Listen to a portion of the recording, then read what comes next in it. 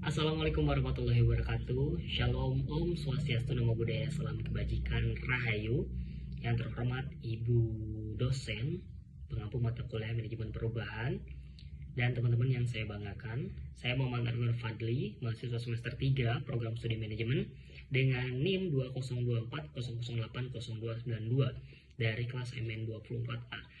Hari ini kita akan melakukan analisis inovasi organisasi dengan melalui pendekatan spiral innovation studi kasus pada Gojek yang ada di Indonesia. Oke, latar belakang daripada evolusi Gojek. Gojek adalah perusahaan dengan teknologi yang berkembang pesat, didorong oleh filosofi inovasi yang berkelanjutan. Untuk mempertahankan posisi terdepan di pasar, Gojek menghadapi pendekatan inovasi yang bertahap, terus-menerus disempurnakan berdasarkan kebutuhan pasar yang dinamis. Ini bukan sekadar inovasi instan, melainkan sebuah perjalanan adaptasi. Ada yang dinamakan dengan konsep inti memahami spiral innovation. Apa sih itu spiral innovation? Lanjut kita langsung ke tahap-tahapannya aja. Yang pertama adalah perencanaan awal, mengidentifikasi masalah dan potensi solusi. Itu yang pertama. Kemudian yang kedua adalah mengimplementasikan, meluncurkan solusi sebagai produk minimum viable atau MPV. Kemudian setelah itu adanya evaluasi mendalam. Guna apa? Mengumpulkan umpan balik pengguna dan data kinerja. Agar apa? Agar nanti di tahap akhir adalah penyempurnaan berulang. Memperbaiki dan mengadaptasi berdasarkan hasil evaluasi tadi. Itu adalah konsep memahami spiral innovation. Nah, mengapa sih spiral innovation ini relevan untuk Gojek?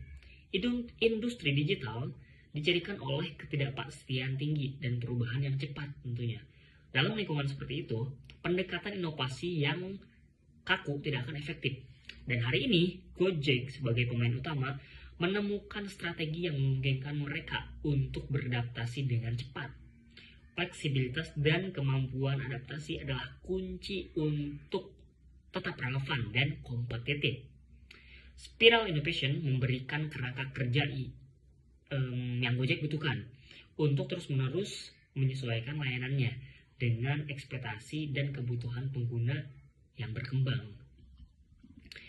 Kemudian ada titik inovasi atau titik awal inovasi transportasi. Yang pertama, identifikasi masalah. Transportasi perkotaan yang tidak efisien, sulit diakses, dan kurang transparan. Kemudian, solusi awalnya, hadirlah GoRide. Nah, Gojek meluncurkan layanan itu untuk ojek online yang sederhana namun revolusioner. Kemudian yang terakhir, yang selanjutnya ada dampak instan, meningkatkan aksesibilitas dan transportasi dengan efisien dan waktu perjalanannya. Kemudian yang selanjutnya adalah penerima pasar, respon positif mendorong perkembangan lebih lanjut. Inovasi Gojek mulai dengan fokus pada solusi masalah transportasi di perkotaan yang kronis, dimulai dengan layanan ojek online. Langkah awal ini membuktikan bahwa pendekatan bertahap dapat menghasilkan dampak yang signifikan. Ada mekanisme proses spiral innovation dari Gojek itu sendiri. Yang pertama tadi ada uji pasar.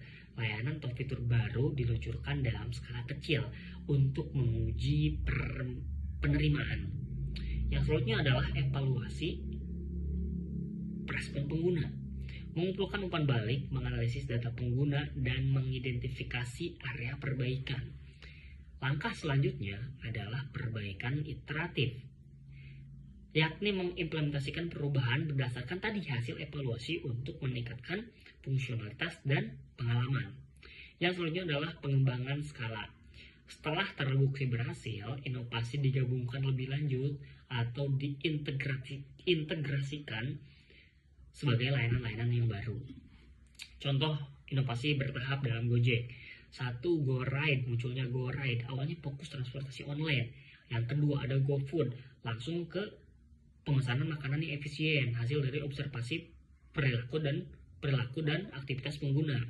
Ada GoPay, ya, memecahkan masalah pembayaran tunai dan transaksi digital yang aman berdasarkan peningkatan penggunaan layanan Gojek. Yang terakhir adalah inovasi bertahapnya itu ekosistem yang lengkap. Dari logistik hingga hiburan, setiap layanan baru muncul dari hasil evaluasi kebutuhan pengguna yang terus berkembang. Itu teman-teman, dampak pada struktur dan budaya organisasi. Efeknya jangka panjang, kesiapan adaptasi organisasi lebih siap untuk menghadapi perubahan yang tak terduga, reduksi resistensi. Nah, mengurangi resistensi internal terhadap inovasi, pembelajaran berkelanjutan, mendorong budaya eksperimen dan pembelajaran dari setiap siklus inovasi. Peningkatan kualitas, tiap iterasi meningkatkan kualitas dan relevansi layanan. Dapat disimpulkan bahwa kekuatan inovasi spiral adalah fleksibel dan adaptabilitas.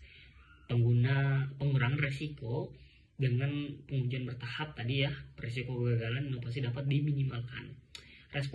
Respon pasar lebih cepat dan lebih baik, pertumbuhan berkelanjutan.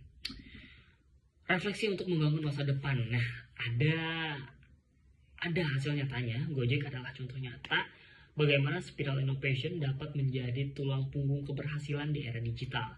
Dengan terus-menerus merencanakan dan mengimplementasikan dan evaluasi serta menyempurnakan, Gojek tidak hanya bertahap tetapi juga berkembang, memimpin pasar dengan adaptasi yang tak henti. Saya selipkan quotes di sini. Inovasi bukanlah tindakan tunggal, tetapi serangkaian upaya yang terus-menerus disempurnakan.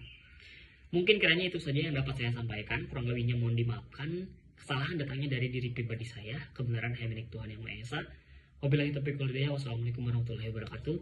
Shalom, Om, Santi, Santi, Santi, Om, Namo Buddhaya, salam kebajikan, Rahayu.